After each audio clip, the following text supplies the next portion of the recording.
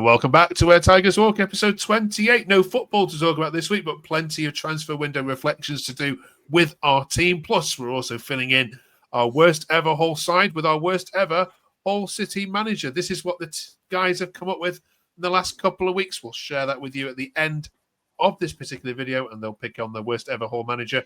Plus, with it being Valentine's Day on Friday, our final feature this week is to find out just how these three fell in love with the Tigers. We've got Jack, Ben, and Matty back with us to talk about a nice, quiet week for Hull. Jack, is it nice to enjoy a weekend without any Hull City?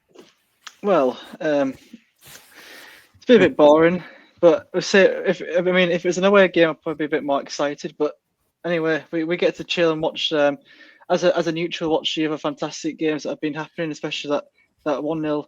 For Plymouth Argyle beating Liverpool, that was quite a good one to watch. But yeah, it's just nice to just watch football and just enjoy it. As journalists as well, we get a nice break. So, although I do have to resume duties on Wednesday night when I go to Burnley. So, but yeah, it's been very quiet. The news around the club's been very quiet as well. But the training ground's booming. Apparently, we've got some nice videos and pictures from there. We're all looking happy. So, hopefully, positivity, and we can get a win on Wednesday.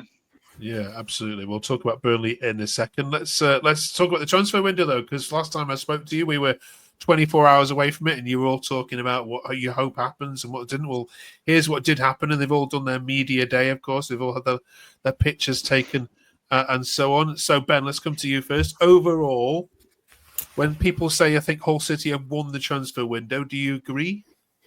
Yeah, I wouldn't say we've won. I think there's some other teams that have had a very good window, like Middlesbrough have got a lot of good signings in. But as signings go for the Championship, a lot of them are very solid. Obviously, Louis Barry, we spoke about him last week, how everyone was after him, and somehow we managed to land him, which is a very good signing. The two at the top, John Egan and Lincoln, we haven't seen yet, but I think John Egan coming in on deadline day is a very smart signing.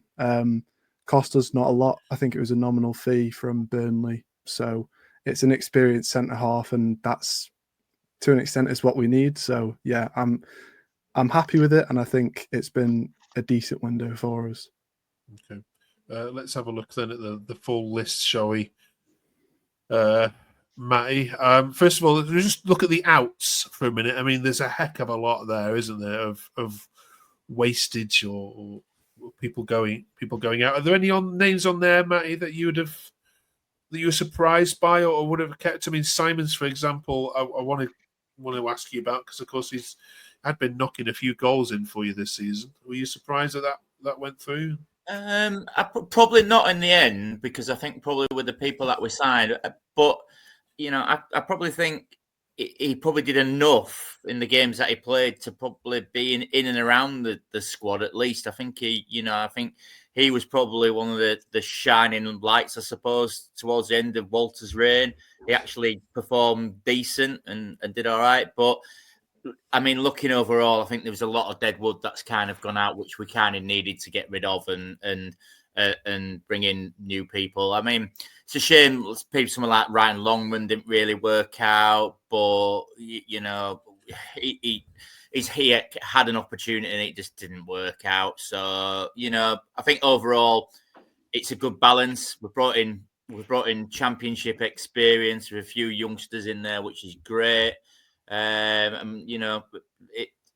think this is the transfer window that we probably needed it in the summer rather than halfway through the season, and it gives us plenty to go with. I think the only kind of position we're missing is a left back, which, I think that's probably. I know we've got Macca and we've got a couple of other players that can fill in there, but that's probably the only weak area that at the moment that we're probably struggling with. So overall pleased, happy. Right. Gogo says this situation is proof that you don't understand football and that you built a terrible team at the beginning of the season. Despite this, the fact that we still have a chance of relegation is like a comedy. Jack, do people have a point? There are others that were saying, look, we can't be happy with this transfer window, not because of it's bad, but just because we should have had this 5 months ago. It's a very tricky one. I mean, we just got to see if the players if they perform, and if not, then you can argue then. But we're just a work in progress at the moment. I know it was a kick in the teeth when Mourinho was signed. It was just we weren't expecting it. And then players obviously left, and that connection with players to our club obviously finished. And then we got in Walter, and he didn't really have a clue, did he? So we don't know. We had a very tough and unfair start to the season, and I think now that we need to just think positively and give Sellers to the end of the season, and then obviously give him a full season to see what he can do, and then that's when you can argue. But for now, we just got to look ahead and just think positively. I tell you what, I nearly fell off my chair this week when I saw Derby County possible managers, and Walter's name was there. I think 6th favourite. Yeah, 4-1, weren't he? Yeah. What have I missed? It's madness, absolute madness. I think the social media bit I've been tweeting to getting him in as well. He's the man you need, Derby. He's the man you need to get you out. He won't get a nice welcome when it comes to the MKM towards the end of the season. Yeah, and just above him was Steven Gerrard. I don't know who I'd rather have. I'd probably have Walter, to be honest.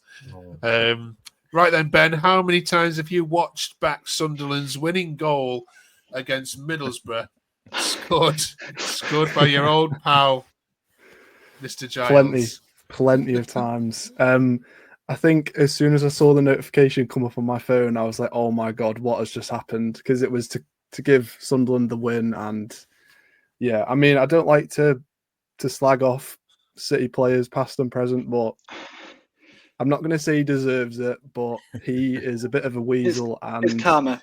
Yeah, exactly. That's the perfect way to describe it, is karma. Middlesbrough can keep him. I'm sure they've seen as much as we have so far. So, yeah, very pleasing that was. Yeah, he actually got into, I forget which side it was, the worst 11 that we've been doing it. I think I can't remember. Is it Watford who put him in? One of his teams put them in as the worst ever. Could have been Luton as well.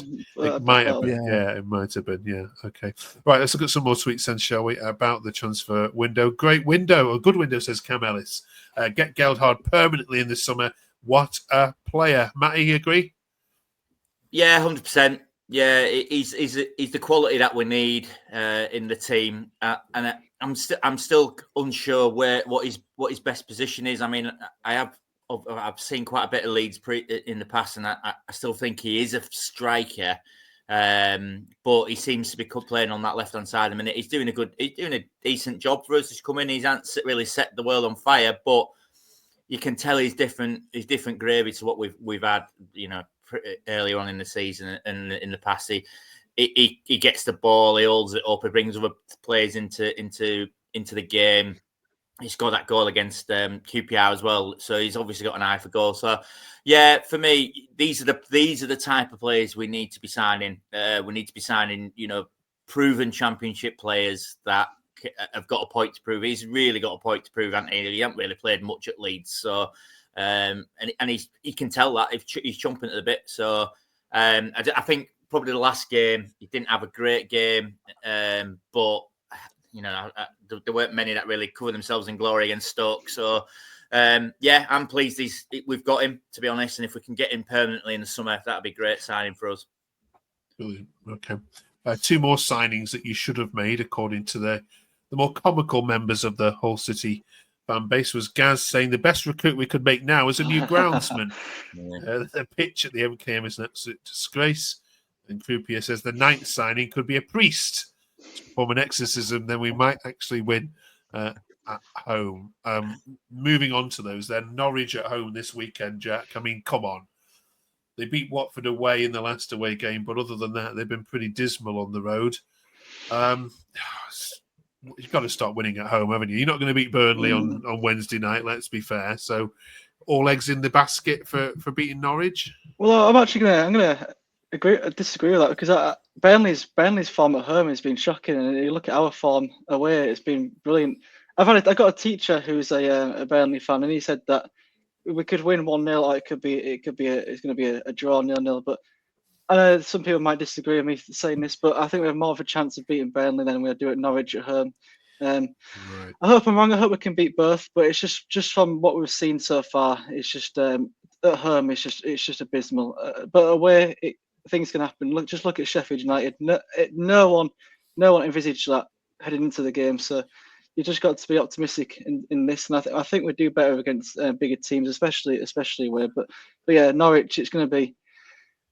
I try to be optimistic, but honestly, I just think it's just going to be one of those boring 1-0 defeats, or we go ahead and get beat anyway. It's just how it is at home. But I hope it changes. Right. Yeah, I don't know how to tell you this, but Burnley haven't lost at Turf Moor all season. They haven't conceded a goal in the last Records are there to be broken. 9 hours. Yeah, and it's us. It's us. It could be 5-0. They can defend. I'll give them that. They can defend, right. But we have some good attackers, and I know other teams do as well. But I just think we'll have that little extra bit of luck, hopefully. Anyway, that's because I'm going to. I admire optimism, Jack. I really do. But someone's got to have some. I will. Yeah, I will tweet you when you're 3-0 down at half time. Don't worry. Okay. Right, Ben. Who starts against Norwich? I was particularly up front, please. I'm not sure, to be honest. I think what I'd do personally is maybe play someone like Kyle Joseph, and then almost like we did against Sheffield United, where João Pedro came on late on and was able to just almost bully the defenders, because Kyle Joseph does a lot more legwork. Obviously, he's a lot younger than João Pedro, so he's able to get around for more time, and he's able to keep up the intensity for a longer period. So I think I'd play him. If he scores, then maybe keep him on. He needs a bit of confidence because he's not really had much since Sheffield United. But João Pedro is always there to. I mean, I know we joked about it at the start when he came in. Matty said he'll get 10, 12 goals or whatever it was, but I think he will, or he might not, but he can. He definitely has the potential to. So he's always a reliable person off the bench, whether he starts or not. But yeah, I think Kyle Joseph to just run them ragged, hopefully, and then João Pedro to just sort of see it out to an extent. Yes, what Kyle Joseph does, as I mentioned before, from Blackpool fans, is exactly what he's a pest, he's a nuisance. Matty, would you agree with what Ben said? Yeah, and I think he came on against Stoke and he didn't really do much, did he, Joseph? I think he would just kind of run around a bit. I'm not judging him just yet, but, I think he's still got a little bit with the fans to probably prove. We've got this stigma about League One players for some stupid reason. I don't know why. But we have got this little stigma about him, about players from League One. So he's still got a bit to prove. I think Pedro's just experienced. He's come in and he's done a good job for us. But I'd like to see Barry start. I'd like to see him start, on one of the wings. I actually think Kamara's actually done quite well recently. But I would like to see Barry and Gelder and go with Joseph to start. I think that's a decent strike force in it. They're going to cause problems, I think, to Burnley. So that's what I would personally go for. Brilliant. Right. Well, good luck. In all that, of course, join us in 7 days' time when we review all of that. Finally, well, not finally, but penultimately this week, we're looking at the worst ever Hull City 11. We've been constructing this awful side for 3 weeks now. Oops, that's the wrong button. That's what I wanted. So let's have a look how it looks on paper. I mean, it looks terrible. I'll be honest with you. And we've got quite a few subs as well. We've managed to get there. George Long and Tom Ince are starred on there because they also feature in another team's worst ever 11 in Norwich, of course, for George Long. And who else put Tom Ince? Stoke, no, it wasn't. Or Watford. Was it Watford, maybe?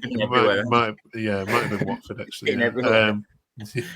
Right then, so this team is. I mean, Jack, this is instant relegation, isn't it? If this team ever was to start, I'd imagine.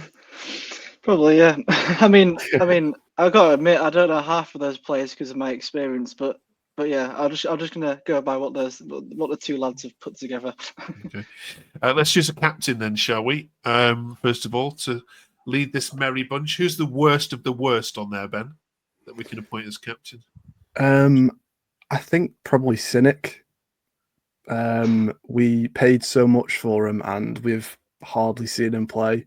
Anytime he comes on, he'll after the game he'll be injured. So yeah, it's him, or for me, recency bias is leaning towards Ryan Giles, but I'll go with Cynic as my captain. Matty? Yeah, I mean, any of those, can't they? They could be captain. They're that poor, but yeah, Lakilo's got a good shout in there. Probably Kevin Stewart for me. You know, somebody who came with a big reputation and just didn't fulfil anything. So, and any of those, yeah, I'd go for Stewart. Yeah, poor. Let us know. Let us know in the comments whether who the worst of all that is. And have we got any wrong? Are the other players that we should have missed off that? We've missed off that list. We need a manager, though. we need a manager to lead this merry bunch, please. Next week we're doing the worst ever Hull City shirts. We need a shirt for them to play in. So let us. And by the way, I mean, of all the clubs, you've had some horrendous ones over the past 20 odd years. But what's the worst Hull shirt? And if any of you own it, please wear it next week. So get thinking on that one for us, please. But we need a manager, Jack. Tim Walter. This one off. There you go. Tim Walter. I mean, you could maybe throw in a Shotter, Avalatzi in there, but yeah, those two are probably similar categories. So either of those two are my pick. Okay. I was hoping to stretch this feature out a bit longer, but that's fine. Ben? I think Tim Walter's got to be. I know it's boring, but it's got to be him. Less than 1 point per game. In I think it was 18 or so games in charge, and just I just can't see past him. Unfortunately, it just has to be him for me. Go on, Matty. Make it a full house. Well, I would go for Walter, but for entertainment value, should we stretch it out a bit more? And some notable other ones. I'd probably have to go for probably late 90s. We had Mark Haitley, who came in for a while. He was dreadful. Jan Molby, who came from Swansea, who again came with a bit of a reputation and was absolutely awful. So other notable, Phil Parkinson, again, when we had Parkinson for a little while, didn't really do much. But yeah, I don't think we can top Tim Walter, unfortunately. I think we'd have to. He's got to be nailed on to that manager's position, I'm afraid. But yeah, there's some memorable or unmemorable exceptions to the rule. Brilliant. All right. Well, let us know in the comments whether you agree with that. I mean, I can't see anybody disagreeing with it, to be honest. And thank you for all your hard work over that Hull City 11. We'll be adding to it, of course, as I'm sure time goes on. But let us know if we got anything wrong. Finally, then, this week it is Valentine's Day on Friday. Hope you got all your cards sorted, gentlemen, for the loves of your life. But your first love of your life, of course, being Hull City. Let's find out how you fell in love, shall we? At what age were you? Who's responsible? And what happened in your first game? Ben, kick this off. Well, I think my earliest memory was probably the best memory. The playoff final where Dino scored that absolute wonder goal. My mum and dad took me there. In the following season in the Premier League, I think we went to almost every home and away game. There's some that I vaguely remember because I was about 5 or 6 at the time. The most important one's that one at Arsenal where Giovanni scored, and just an unreal stadium. I remember going into the stadium and seeing that we were in padded seats. I was like, oh my God, this is amazing. But yeah, I've never looked back since. People say, why do you support Hull City? But it's just like, why wouldn't you? It's a great club. I've been in love with it since 5 or 6 years old. Had some great memories going on the pitch, and I think, was it against Leicester? I can't remember if it was, where Proschwitz missed that penalty, and then Cardiff, that was it. Going on and standing on the penalty spot, pretending to score the goal instead. But yeah, it's been a up and down journey, but very, very worthwhile. Jack? Well, I don't want to upset you here, Mark, but when I was very, very young, I got brought up as a Liverpool fan, but thankfully, I got away. Well, you seem to have lost Jack for a second there. Oh, sorry. There you go. No, I didn't. You were saying. I didn't know any different, really, to be honest. So then, my granddad, thankfully, took me to my first Hull City game. I can't remember which game it was, but I was about 7 or 8. It was, and then suddenly during the 2016-17 season. Anyway, before that, I watched the FA Cup final.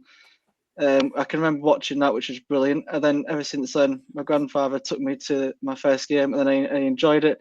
We had corporal tickets, so we sat in there under the Marcus Silva's reign, and it was just incredible to watch Premier League football. I mean, the worst game, but probably one of the highlights was watching Tottenham beat us 7-1. I mean, it was a packed out stadium, and it was good atmosphere. And ever since then, I just carried on watching them, and then took a break for reasons. I'm not going to say what reasons. And then after that, I've gone every season since 2021. So and I go to away games as well. So yeah, thankfully for my grandfather who converted me into a Hull fan. But I was always Hull. But just that team when I was younger that I'm not going to mention again. Yeah. Well done to your grandfather for making you see sense. Absolutely spot on. What a gentleman. Right. Matty. Oh, you don't know, lads, how lucky you are. You don't know how lucky you are. So I think my first game was 1987. We beat Aston Villa 2-1 at home. My dad used to take me through, and what we used to do is we go to the pub before the Schooner pub, which is not far from the ground, and I would sit in the back of the car. My dad would bring me out some Seabuck crisps and a bottle of Coke, and then I would sit in the back of the car for 2 hours with the radio on, listening to the radio, and then we'd go to the old Boothry Park. So you never experienced the old Boothry Park, which was just an amazing kind of old-fashioned ground. So 87, Aston Villa, Alex Dyer scored, amazing overhead kick. My kind of hero at the time was Tony Norman, the goalkeeper who played for Sunderland, went to Sunderland after that, was awesome. 89, we played Liverpool, the all-conquering Liverpool at the time, in the 5th round of the FA Cup, and we lost 3-2, but we were 2-1 up going into the half-time. Billy Whitehead scored, Keith Edwards scored, and we just thought, at the time, that was brilliant. And then, unfortunately, I had to suffer during the 90s, where we had the great escape when we were, I think, like 20 points off the bottom. And we managed to, under Warren Joyce, get ourselves out of that position, which I still don't even know how we did that. It was just an amazing second half of the season, some of the players we brought in. And then the new ownership, we had Adam Pearson, them kind of came in and took over. And then that was kind of our upward trajectory from there. We back-to-back promotions, back up into the Championship, and as the lads said, from there it's kind of it's always been there. And I think at the time, Mark, like during the 80s and 90s, Hull wasn't really a fashionable club, I suppose, and everybody would go for your Liverpools or your Evertons or your Arsenals or whatever. So to stick with them through that, and particularly through the crap times, I've seen some crap at Boothry Park, in the time. So that's my love for the team, and I wouldn't change it for the world, to be honest. Brilliant. Yeah. And none of you have ever considered a divorce at all, or No. you have close. We've been close. Yeah. Close. I mean, I've travelled. The furthest one was probably Bristol, and we got beat 1-0 by a penalty, and it just made me think, oh, for God's sake, I'm gonna have to keep doing this. But it's just character building. It is character building. You've got to go up and down the country supporting your club, which I'd gladly do. I think in that late 90s period when we had a manager called Terry Dolan in charge, when we didn't have any money put into the club, and the football during that period was awful. I mean, we got relegated from League 2, which was then or Division 3 at the time, into the Division 4. There was some dark times there. David Lloyd came in and we were locked out of the stadium. Bradford, we played Bradford, who were top of the league, and we gave Bradford the home end.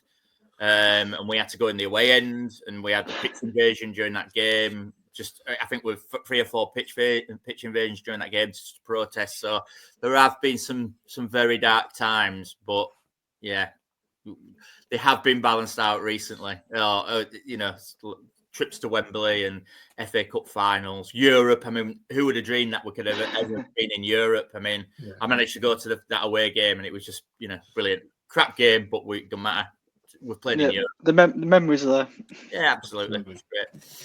Brilliant. Right. Thanks for sharing all your love for Hull City. If you can share your love for the channel, that would be great this week by dropping us a like down below there and a quick subscribe if you haven't yet done so. We're trying to get to 300 subscribers. That'd be amazing. We're nearly there.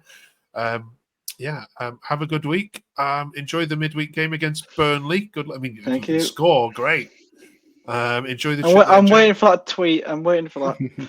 I'll send one back. Make sure you tweet him, Jack. I will do. If we go 1-0 up at any point, I'm just gonna tweet you. I don't care. That's fine. I'll put it in my drafts now because I'll be watching the Merseyside derby. So I'll just I'll send it automatically if you can do that at half time. Told you so. Right. Have a good game. I'll see you in 7 days time. Thanks. Have a good one.